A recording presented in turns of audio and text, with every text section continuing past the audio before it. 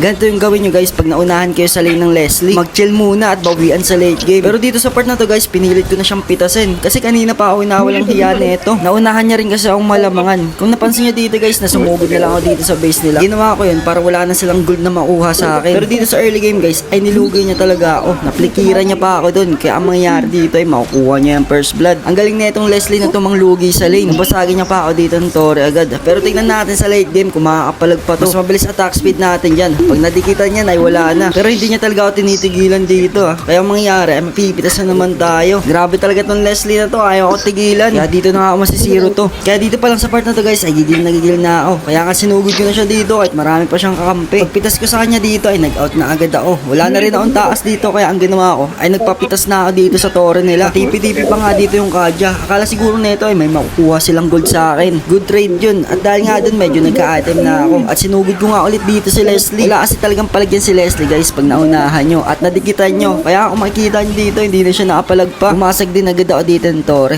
Ang kaso nga lang pinipigilan talaga ako dito ng mga kalaban. Ayaw nila ako dito magka-item kasi alam nila mangyayari sa late game. Nagigil pa nga dito yung YSS. Mabuti lang natulak ko siya. Pero dito sa part na to sinubukan ko palagay yung mga kalaban. Ang kaso nga lang may hatak pa pala tong Kadya. Kaya ang mangyayari matitiglas tayo. Pero hindi lang palo dito yung mga kalaban mga swerte din kasi double kill sana mangyayari dito. Ang kaso nga lang makakataas pa dito yung dalawa sa kanila mga penas. Pero tingnan natin kung hanggang saan naabot yung swerte na itong mga to. Lalo na meron tayong item. Ito na rin yung oras na pinakahihintay ko, yung late game. Kaya kung makikita nyo dito guys, di na ako natataas sa Megway. Ang kaso nga lang may dumating dito ang isa si Arlo. Kaya nag-out muna ako dito kasi wala pa tayong winchant. Dadalihin lang tayo niyan. Ang ginawa namin dito ay kinuha na lang namin yung Lord. Ang swerte talaga na itong mga to, mga nakakatakas. Pero nag-focus na lang kami dito sa Lord para mas lumamang pa kami. Hindi na rin pala ako nag-winchant dito guys. Baliwala lang kasi to ay Leslie. Pero baliwala lang din dito yung Lord namin kasi madidip agad nila. Kaya ang ginawa ko ay pumitas na lang ng pumitas. Dito sa part na to guys ay hindi na tayo matatakot. Pero syempre mag-iingat pa rin tayo. Meron tayong damage dito kaya